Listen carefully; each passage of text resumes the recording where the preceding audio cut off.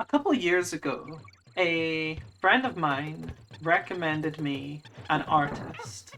The Narcissist Cookbook is their name, and they make these like folk punk songs, and they're like a singer songwriter, and the music is fantastic, and a lot of their music really speaks to me. They have um, two fantastic. Well, they have three albums.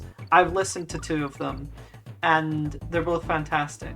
So there's there's This Is How We Get Better, which is a really good album, one of my favorite albums of all time. And there's Him, which is more of a like concept album with like overarching like storytelling and stuff. And it's really good and it's really beautiful, and it's this album about the creative process and grieving, and I think it's a really fantastic album. And they have this song called Courtney, and it's about conspiracy theories. More specifically, the conspiracy theory that Courtney Love murdered Kurt Cobain, which is a ridiculous conspiracy theory. But that's what the song's about. And to be clear, the song is not in support of the conspiracy theory. Um, and well, there's a part in the song where they say, a smart person asks themselves every day, what if I'm wrong? Right? Like, what if the things that I believe are not correct? Challenging your own beliefs is a clever thing to do. And this is true. Like, I think it's, like, very useful to question these things, examine your biases. Like, it's a very powerful thing to do. And it's a very tricky thing to do often because it's uncomfortable to consider that your worldview could be incorrect. And I had a moment relating to this a couple years ago that I thought was pretty interesting and worth talking about. Maybe it's stupid. It probably is stupid. But I'm gonna talk about it anyway. I've never liked ice in water.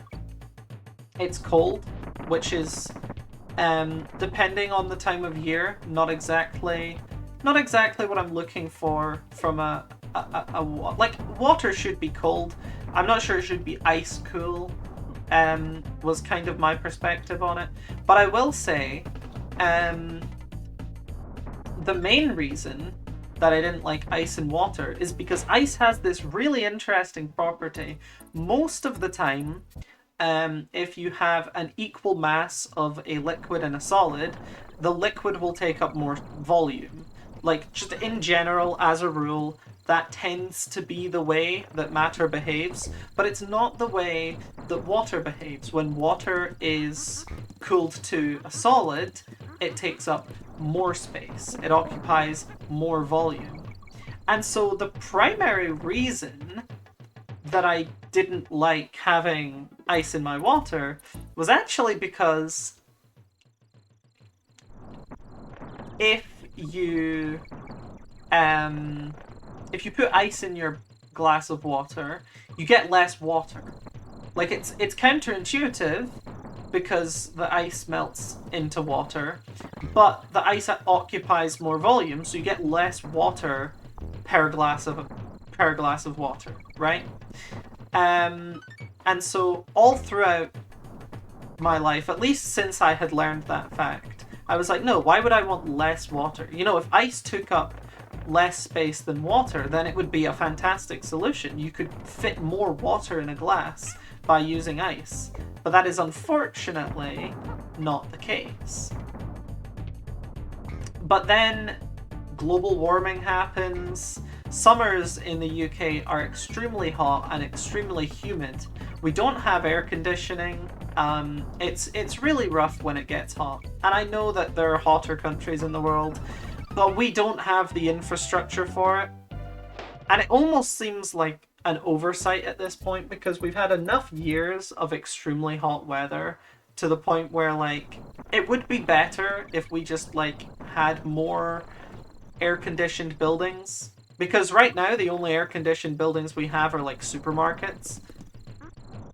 Like, even my university, most of the buildings aren't air-conditioned. Some of them are, and I appreciate the ones that are, but most of them aren't. We had this Smash tournament at my uni once, and we were in this building where there were walls, but most of the walls were just big glass windows. From the floor to the ceiling, it was just glass, and all of the Smash setups were right outside the window, like placed right in front of the window, so the sun would be right on you the entire time. It would get in your face. It would be extremely hot in the venue, made worse by the fact that, like, there's a bunch of people there, and admittedly, Smash players don't always smell the best. I find that the stereotype of Smash players smelling bad is exaggerated on the line on the internet. However, it is true. It still is a fact. I don't know if it's just a gamer thing, because I haven't been to many gaming events that aren't Smash events. So maybe it's just a gamer thing. Maybe it's not a Smash player specific thing, but it is awful. It is terrible. And in that kind of weather, it's made even worse. So for the next month, when the tournament was on, they were like, this is great. We're going to go downstairs where there's not as much... there's not, like, windows and stuff. It's not going to be as warm. It was the worst. That month was perhaps the most uncomfortable tournament I've been to. It was a good tournament, aside from that, but it's hard to not consider, like, the downside of the venue being extremely humid, extremely stuffy. Like, there was no ventilation. I just had to constantly leave the venue to, like, take a breath and be like, okay. Like, I left early, I'm pretty sure, just because it was that bad. But, like, there was air conditioning, and it, like, they had it set up, it just wasn't on. Like, it just, that room was meant to be air conditioned, and it just wasn't. And so, like, we you know, it's just shocking the difference that is made by having poor air conditioning, because if it were air conditioned well, that would have been a lovely tournament. It would have been cool. It would have been in a nice location. But instead, the opposite ended up happening, and it ended up being absolutely terrible. So to get back to where I was going with this, I've in the last couple years started drinking water with ice, because the difference in temperature cannot be understated, right? Like, cool water that comes from, like, a tap, or even, like, some people have the, like, what's it, like, a fridge with a filter and stuff, and you get refrigerated water, and it's, like, real nice. Even that water is not as cold as water with ice in. Ice is really, really good in water for those kinds of conditions.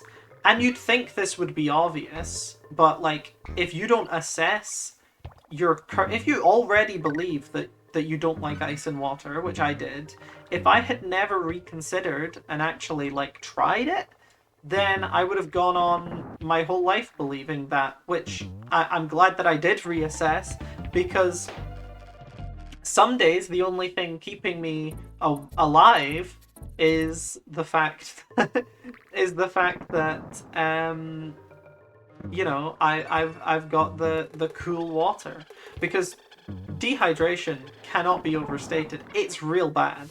Like, you gotta drink water, especially on these hot days that we have during the summer.